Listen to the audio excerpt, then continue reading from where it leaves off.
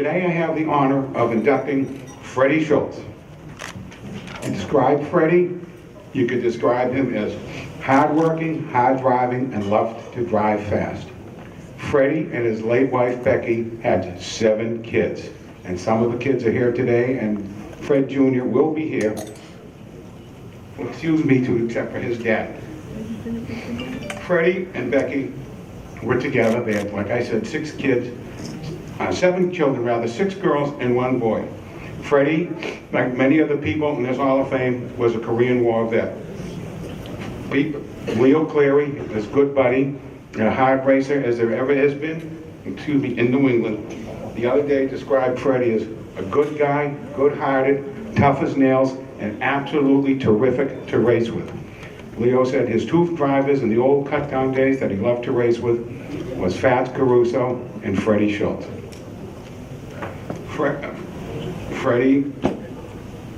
Leo said Freddie and I were good friends, and they actually drove for the fabled Adolf Longy Blomberg, who Jimmy Martell mentioned today.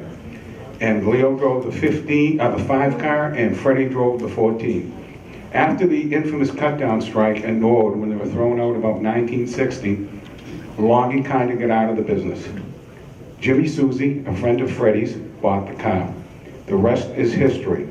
They won everywhere. In fact, Freddie won 14 straight races between 3 different racetracks. He was one of the king of the cut-downs of those days. He won at Norwood, he won at Thompson, he won at Westboro, he won at Seekonk, he won at the Pines, he won at Hudson, and he won at Dover.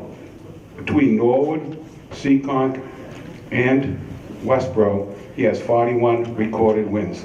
There are many, many other wins at places like Dover, Hudson, and Pines that have never been recorded.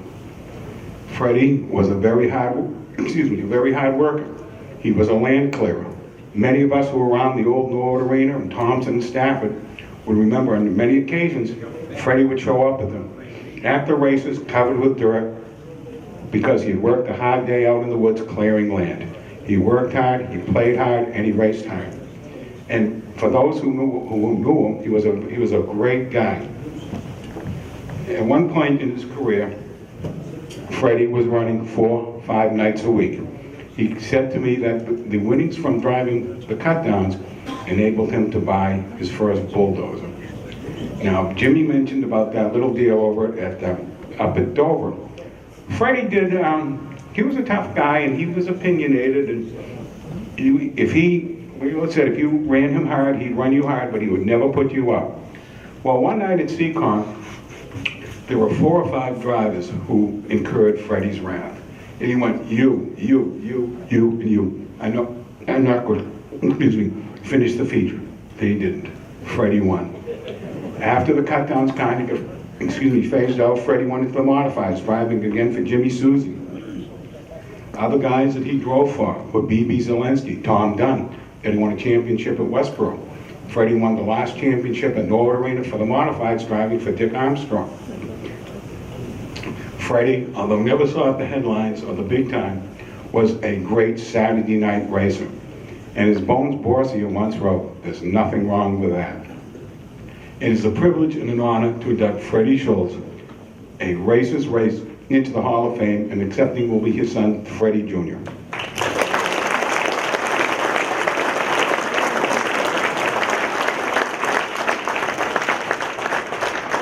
And here comes the other Schulz children. Okay, my name is Jenna Schulz. Hello, everyone. I'm one of Fred Schulz's daughters. And I'll probably repeat some of what Bruce Cohen mentioned, but that's okay. I'm here with my family to honor our father being inducted into the Racing Hall of Fame. His racing career spanned over 3 decades, from 1947 to 1980. He raced until he was 50 years old. And he was the champion at Norwood Arena in 1969 and Westboro Speedway in 1978. Our father was a very competitive man with a big heart. And as Jimmy Martell mentioned, and a big smile. He started racing as a teenager, and he and his brothers wanted to build a racetrack in Mansfield where they grew up, but it never happened. his father built a pond for him and his brothers to take their cars out on the ice to race around. Two of my father's brothers, Paul Schulz and Bill Schulz, were also race car drivers. Our mother, Becky, was also a race car driver. The year I was born in 1960, my father won a lot of money racing. And together they saved their prize money to buy their first bulldozer, a Caterpillar G7. They built a very successful business, Schulz Brothers Land Clearing and Excavation. To this day, the business still exists and is owned and operated by my brother Fred Schulz and his son Mike Schulz. For as long as I can remember, we were always Dad's biggest race fans, and we were always at the races to cheer him on. And of course, we would go in and out of the pits, in and out of the clubhouse at Norwood Arena. We had such a blast. His love for the racing sport has been passed on to his children, 16 grandchildren and 22 great-grandchildren. When I was little, my parents put a child's racing helmet on me, which helped me win a baby contest. That showed how much they loved racing. He took care of his wife and 7 children, 6 girls and 1 boy. My brother's the youngest. He has 6 older sisters. And he even wanted to adopt some of their friends. That's how many kids we had in the house. He gave us everything we needed, from horses to vacuum cleaners to automobiles. We lived on 2 acres of land, and Dad gave us what we called junk cars. We weren't of age to drive, but Dad wanted us behind the wheel at an early age to prepare us.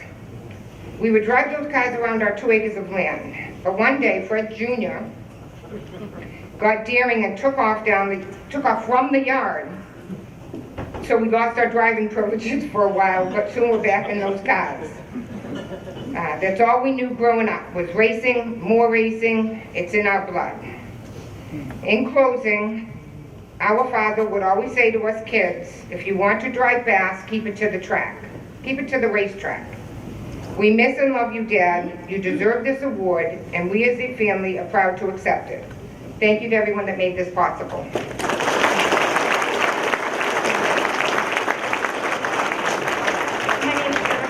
I am Fred's granddaughter. I would also like to thank everyone for their hard work and efforts of putting this banquet together. Thank you so much. And to say congratulations to all the other people being inducted today. What an accomplishment. I was a little girl, or not even thought of yet when my grandfather was racing, so I didn't get to see him race or have any first-hand stories. What I would like to do is share what kind of a man he was, and a couple of stories that I have heard, which are my favorites out of the bunch. From a child's mind. As a little girl, I thought my grandfather was a superhero. Watching TV, you see Superman in his cape with all of his powers. Spider-Man could shoot white webs from his wrist. And of course, Flash had speed, my favorite. My grandfather moved dirt that shaped our lands and changed our earth. He pulled vegetables from the ground, which I always thought was magic, and was fast and furious on the tracks and had the love of a giant. His cape was invisible to most, but not to me and his family. He always taught us to take pride in what we do and give 120%. To be honest and always give someone the benefit of the dough. And of course, always get paid. And be good to your neighbors. I have a short story that actually has a point. It's a little off track and nothing to do with racing, but about him and his character and things that I've learned. Last year, we got so much snow that there was no way to put it. I live in a condo complex with a big parking lot. The storm that brought us 4-foot snow drifts was a challenge in my lot. Of course, being a Schulz, it was no challenge to me. But my neighbors struggled. My car was cleaned and moved in 20 to 30 minutes. As I looked around, everyone was still outside. I heard my grandfather ringing in my ear, be good to your neighbors. So I stayed outside for 4 hours shoveling out cars and moving vehicles. No one could get their car out. First I helped one woman, then I helped 2 to 3 other women. Then 2 men came up to me, yes, 2 men, and asked if I would help them too. They were calling me Mario Andretti by the end of the day, and it felt good, and I could see the smile on my grandfather's face.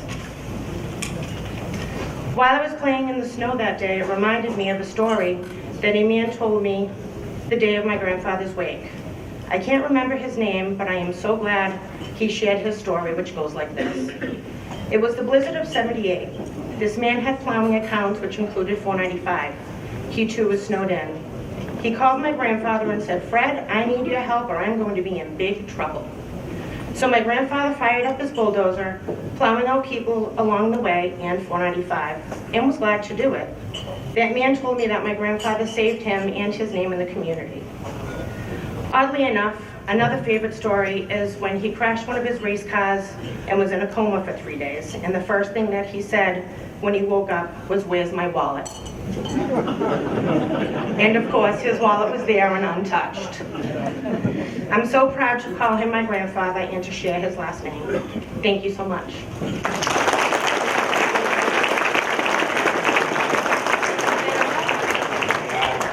I really don't know much of a speech, man, you know. I don't know. I just want to thank everybody for being here today. Thank Nia for presenting my father in the Hall of Fame. And he very appreciate it. Thank you.